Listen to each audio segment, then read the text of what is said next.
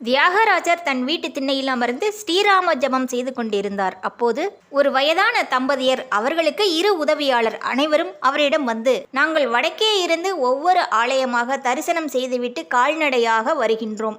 அடுத்து நாங்கள் ராமேஸ்வரம் செல்ல வேண்டும். இருட்டிவிட்டது. அதனால் உங்கள் வீட்டு திண்ணையில் ஓரிரவு அமர்ந்து ஓய்வெடுத்துவிட்டு விடிந்ததும் சென்று விடுகிறோம். உதவி செய்யுங்கள் என்று கேட்கிறார்கள்.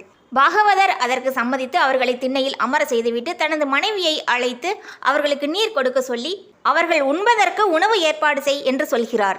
சரி என்று சொன்ன அந்த அம்மா, வீட்டில் 2 பேருக்கு சமைப்பதற்கே அரிசி கிடையாது, இதில் 6 பேருக்கு சமைக்க வேண்டுமே, என்ன செய்வதென்று யோசித்தவர்கள் பக்கத்து வீட்டில் சிறிது அரிசி கடன் வாங்கி வரலாம் என்று நினைத்து ஒரு பாத்திரத்தை தனது முந்தானையில் மறைத்து கொண்டு வெளியே யாருக்கும் தெரியாமல் வருகிறார்.